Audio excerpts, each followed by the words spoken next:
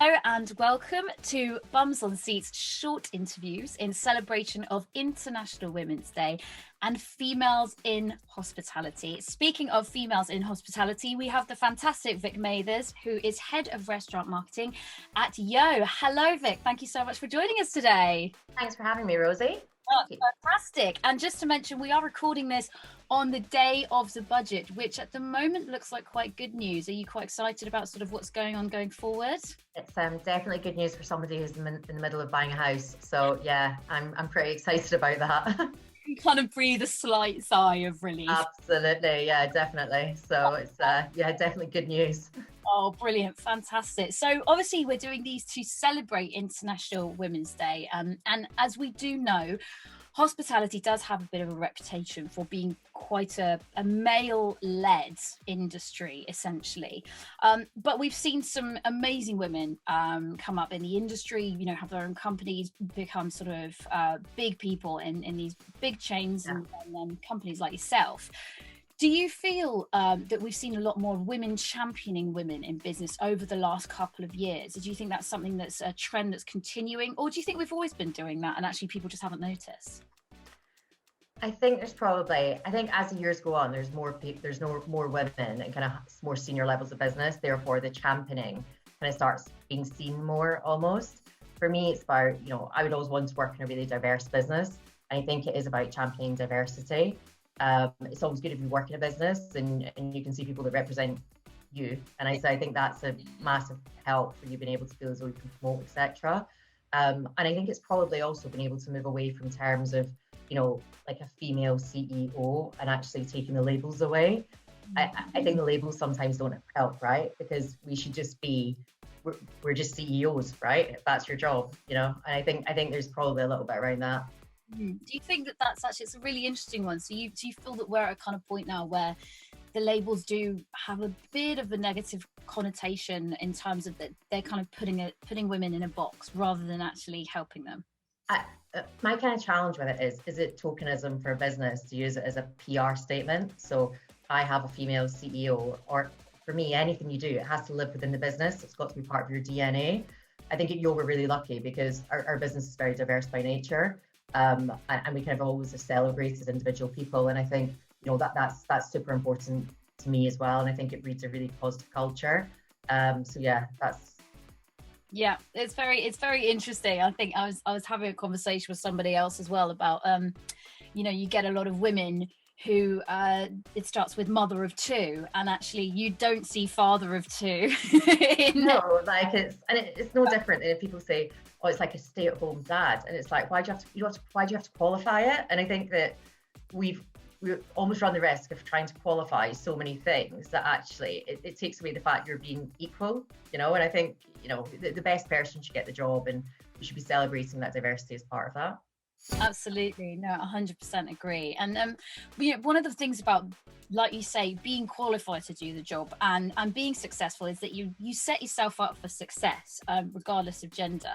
Now, there's a lot of talk at the moment about the things that successful people do in the morning and they do in the evening and all this kind of stuff. Do you have like a certain ritual or the first thing that you do on a work day that you feel kind of sets you up, or equally, is that just not something you really bother with? I probably, something is, I do I used to, pre-COVID, used to be quite good at getting up and going to the gym and doing all that type of thing. But having definitely embraced lockdown life, all those good things I used to do have probably gone out the window a little bit. I'm probably more inclined to open it up and look at my phone. But I do, for me, I guess it's the winding down. I'm very much, I wake up and I'm ready to go. Whatever I'm doing, I'm like kind of in that mindset of let's get on with it. Whereas when it comes to the end of the night, I'm much better. Because at the beginning, it was really hard because I think with COVID, I used to finish work and I'd go out. So I was always out doing something. And then in this situation, because like I move between like my bed and my desk, and it's quite, it's, at the beginning, I found it really difficult. Whereas now I kind of make a conscious effort. I'll phone a friend. So I think getting that social contact in is really important. And then I've got loads of hobbies because I do quite a lot of art and kind of I love music and stuff. So I find ways to kind of keep going. But I do think that having to have that, like trying to find that, like, okay, I'm stopping now is super important to make sure you don't focus so much on career, job, that you actually miss out on living.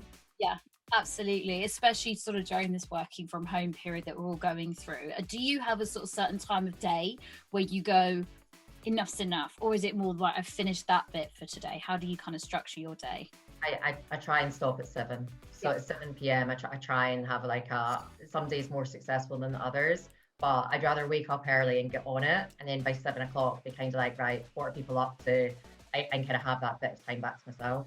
Yeah, absolutely. And it's so important, like you say, to kind of make sure that we have that distinguishing feature in our days rather than just getting up and working and going to bed, which is way too easy to do at the moment. Oh, 100%. Like this situation, I think, to be honest, I think COVID in a way has probably made me think about that a lot more, and actually probably made me a lot proactively look to do other things, or probably broaden what I read or what hobbies I do to try and actually, take some time back. Yeah, absolutely. And do you feel that during this time, do you feel like your support network has been sort of more important than ever? Is there anybody who's been a consistent support throughout your career who is a support now, or has that changed? And I suppose I'm thinking especially during COVID and lockdown in terms of your support group. I think that I've always kind of had that. I'm really fortunate. I've got a great family and like super friends and like some real lifers in there. So like that's, I think that always helps in terms of how you learn or adapt as a person. So kind of, because they've been in that journey with you.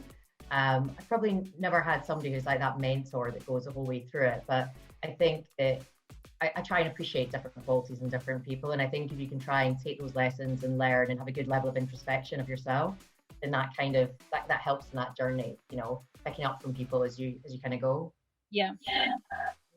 I mean, I think especially I feel like it's been important to have support for being in an industry like hospitality. It is work, it is very much a lifestyle.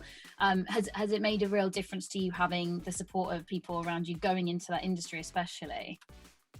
Oh, I mean, I think like for me, the industry, because I came from an ops background, so I've only been in marketing for like 5 years. And what I loved, and I think this is the most important thing, is that you have fun. Like I used to always go crazy when you sit in meetings and people would talk about it in such a dull kind of like paperwork based way. And you'd be like, it's meant to be fun. Like people go to restaurants to fun, you go to nightclubs to fun. Like, let's not forget that part of it.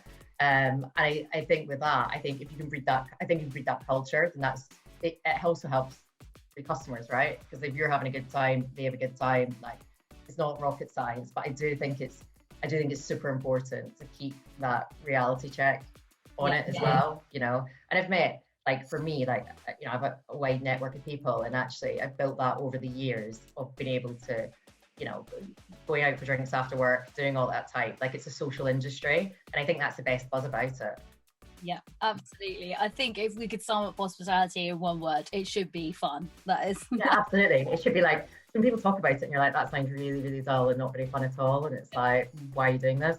But no, it's got, for me, the fun part is the number one priority. Fantastic. Well, that is a brilliant way, I think, to end it. Thank you so much, Vic, for joining International Women's Day. Have a fantastic International Women's Day, and hopefully we will talk to you soon. Definitely. I'll speak to you very soon. Thanks, Rosie. Cheers. Bye.